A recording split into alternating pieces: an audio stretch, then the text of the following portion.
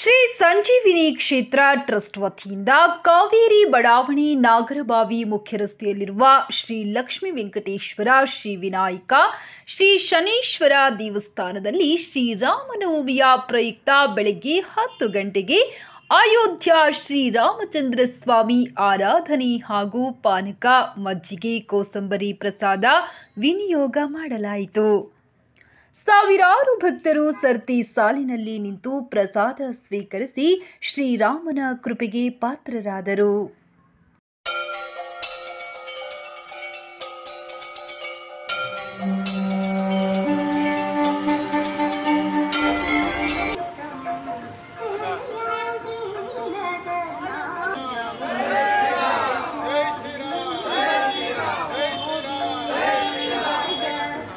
Sir, ಇದು ನಮ್ಮ ದೇವಸ್ಥಾನ ಶ್ರೀ ಸಂಜೀವಿನಿ ಕ್ಷೇತ್ರ ಹಾಗೂ ಸಂಜೀವಿನಿ ಅಂದರೆ ನಮ್ಮ ಆಂಜನೇಯ ದೇವಸ್ಥಾನ, ಲಕ್ಷ್ಮೀ ವೆಂಕಟೇಶ್ವರ ಹಾಗೂ ಶನೇಶ್ವರ ದೇವಸ್ಥಾನದಲ್ಲಿ ಪ್ರತಿ ವರ್ಷವೂ ನಾವು ಪಾನಕ, ಮಜ್ಜಿಗೆ, ಹೆಸರುಬೇಳೆ ಹಾಗೂ ಇತ್ಯಾದಿಗಳನ್ನು ನಾವು ಎಲ್ಲ ಭಕ್ತರುಗಳಿಗೆ ವಿತರಿಸ್ತಾ ಇದ್ದೀವಿ.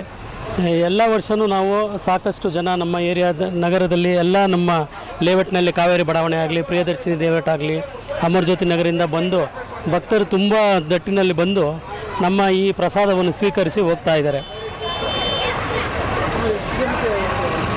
ಸುಮಾರು ಒಂದು 3,000ದಿಂದ 4,000 ಜನವರೆಗೂ ನಾವು ಪಾನಕ ಮಜ್ಜಿಗೆಯನ್ನು ಕೊಡಲಾಗಿದೆ.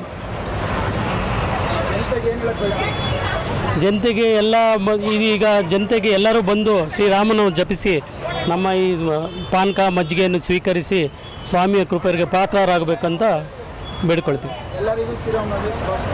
ತಮಗೂ ಕೂಡ ಎಲ್ಲರಿಗೂ ನಮ್ಮ ನಗರದಲ್ಲಿ ನಮ್ಮ ಈ ಬಡಾವಣೆಯಲ್ಲಿ ಎಲ್ಲರಿಗೂ ಶ್ರೀರಾಮಿ ಇದನ್ನು ನಾವು ಆಚರಿಸ್ತೀವಿ. ಎಲ್ಲ ಬಂದು ಪಾನಕ ಮಜ್ಜಿಗೆಯನ್ನು ಕುಡಿಬೇಕೆಂದು ನಾವು ಬೇಡ್ಕೊಳ್ತೀವಿ. ಶ್ರೀರಾಮನವಮಿಯ ಶುಭಾಶಯಗಳು. ಮೊದಲನೇದಾಗಿ ಶ್ರೀರಾಮನವಮಿ ಶುಭಾಶಯಗಳು. ಇದು ಹಿಂದಿನ ಕಾಲದಿಂದ ನಡ್ಕೊಂಡು ಬಂದಿರೋದ ಪದ್ಧತಿ. ವಾತಾವರಣಕ್ಕೆ ಅನುಗುಣವಾಗಿ ಈ ಪಾನಕ, ಮಜ್ಜಿಗೆ, ಕೋಸಂಬರಿಯನ್ನು ವಿತರಿಸಲಾಗಿದೆ. ಅದೇ ರೀತಿಯಾಗಿ ನಮ್ಮ ದೇವಸ್ಥಾನದಲ್ಲೂ ಸಹ ಪ್ರತಿ ಈ ವರ್ಷವೂ ಪಾನಕ, ಕೋಸಂಬರಿ, ಮಜ್ಜಿಗೆ ಹಾಗೂ ವಿತರಣೆ ಮಾಡ್ತಾಯಿದ್ದೆ. ಅಕ್ಕಪಕ್ಕ ಬಡಾವಣೆ ನಮಗೆ ತುಂಬ ಸಹಕಾರ ಚೆನ್ನಾಗಿರೋದ್ರಿಂದ ನಡ್ಕೊಂಡು ಹೋಗ್ತದೆ. ಎಲ್ಲರಿಗೂ ಶ್ರೀರಾಮನವಮಿ ಶುಭಾಶಯಗಳು.